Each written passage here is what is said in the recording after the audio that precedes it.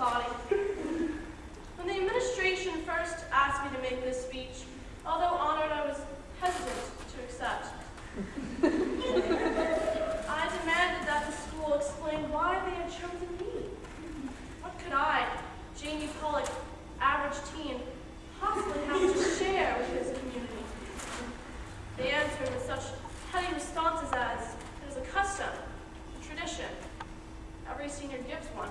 However, I suspect the administration sees in me a paragon, a peerless example, someone with the capability of sharing something interesting, perhaps heartwarming, and something, well, something serious. But then I began to realize that standing behind this lectern successfully was not about painting the walls with grandiose words and sophisticated ideas, but it was about being genuine. It was about standing in front of your peers, sharing the sincerest of ideas, or perhaps as admitting to your audience that the administration had no involvement in today's speech. One of the hardest things in life is to be genuine. It is an act of courage, of compassion. Heck, I've never really been too good at it myself. That is why today I'm going to share with you the most genuine topic, possibly the only topic I could speak about for the next few minutes, my mother. I was teased in lower school, harassed for my lanky physique and awkward tendencies. Each day I would pluck the wood chips from my hair, ground into my knees, crying. I had chosen to lay low, and so with great unease, I warped and twisted my gangly limbs into the tunnel slide each day at school. The kids simply did not like me, presenting me with the nickname Ogre Girl.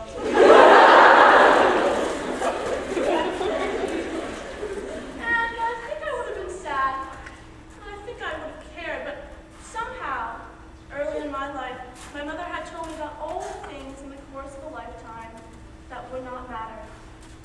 She yanked me out of that elementary school mindset and revealed much grander things. She introduced me to the theater, the ballet, the Carol Burnett show. And by doing this, placed in my little world an incredibly solid safety net that I could repeatedly turn to when the universe seemed unkind.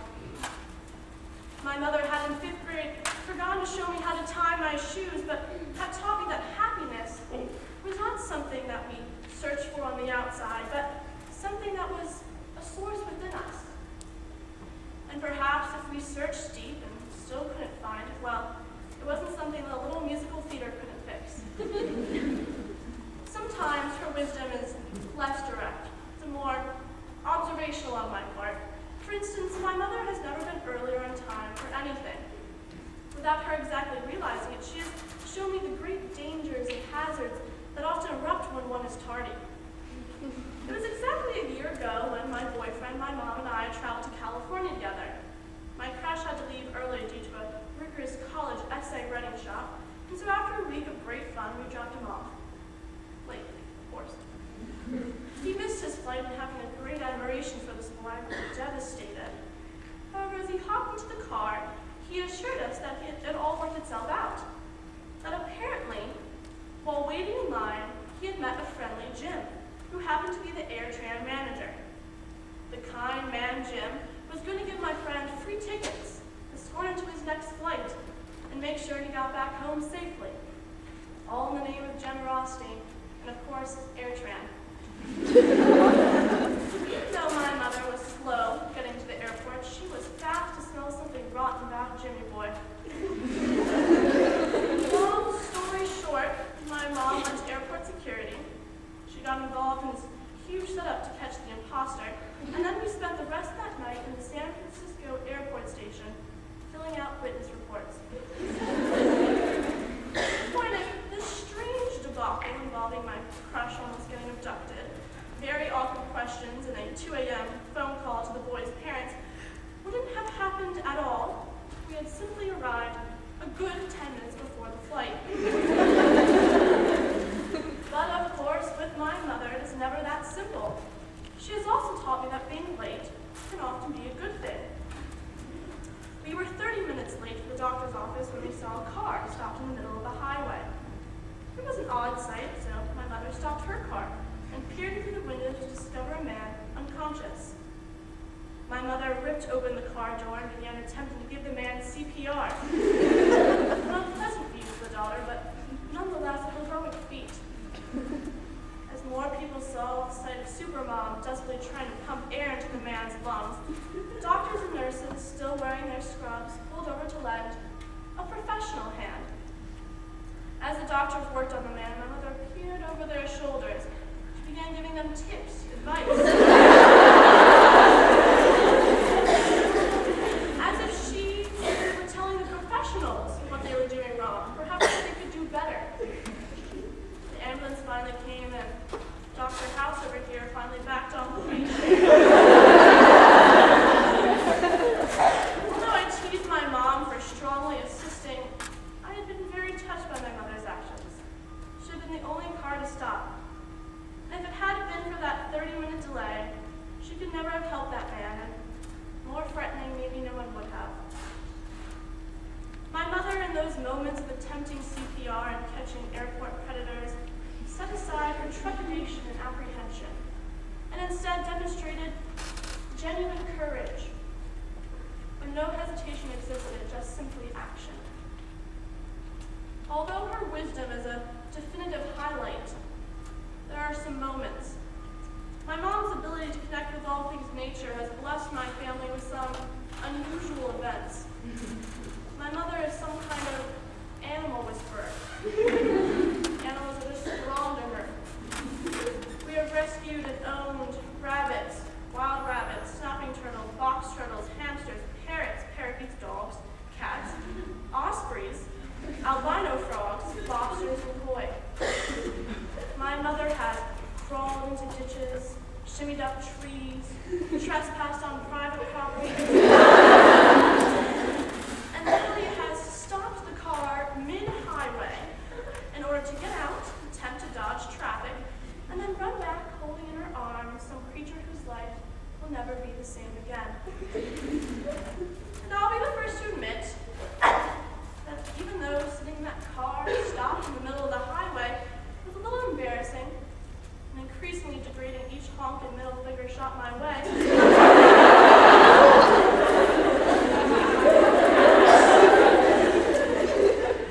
was all worth it. Knowing that that dog, cat, lizard, whatever we had picked up that day would never spend another night hungry, or another day alone, or another minute scared. I have some friends who have witnessed the Steve Irwin over here in action, and when she saved a stag in the middle of the road. The beast was flailing in fear and pain, so she simply grabbed it by the gigantic antlers. And after whispering into the deer's ear, "You got this."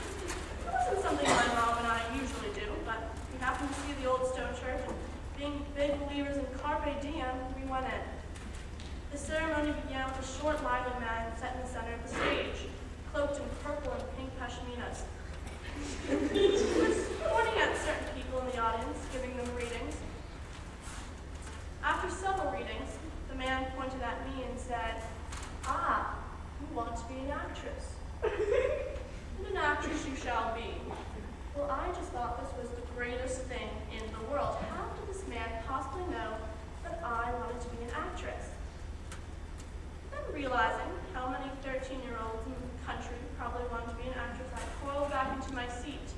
saturated with disappointment. My mother seemed distracted during the man's reading, but I was too enveloped and too fascinated by his work to wonder what was wrong. After the ceremony was over, my mom approached this frail woman who huddled next to a pillar in the church. My mother, a little hesitant, shy, asked her if she knew a little boy named Tommy, and that if she indeed did, Tommy said that he was sorry he didn't get the chance to say thank you. Oh my gosh, I thought to myself, just start backing up now. But then suddenly, the frail woman began to cry. You see, she had worked with a boy named Tommy diagnosed with leukemia. Tommy had passed away, and the woman didn't get to see him before he departed. My mother and I are constantly traveling with each other, pursuing a small hobby of mine by the name of squash. My mother is hands down the worst traveling partner ever. She insists on these 8-hour books on tape. She speeds through Easy Pass tolls, and we don't even own an Easy Pass.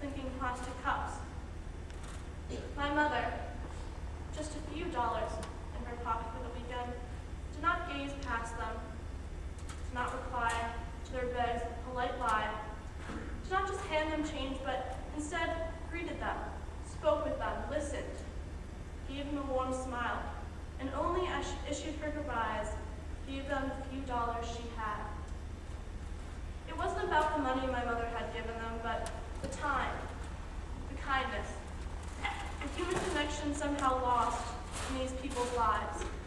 Amazing how easy it was just to hold a small, polite conversation and how meaningful it was to them that someone cared.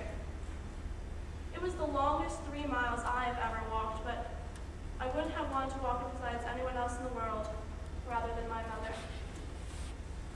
My mother has shined the light upon my life, as I'm sure each of your very parents or guardians has to you. They've allowed us to see the brilliant colors, encouraging us to grow in our own creative passions. They've guided us to doors that they've sometimes walked us through, and other doors where they've stepped aside, leaving us only a kiss on the forehead. Mom, many people in this world search their whole lives wondering, searching, perhaps struggling, to find out who they want to be, what they want to be. And I am truly blessed that I've had the luxury of having the person I've always wanted to be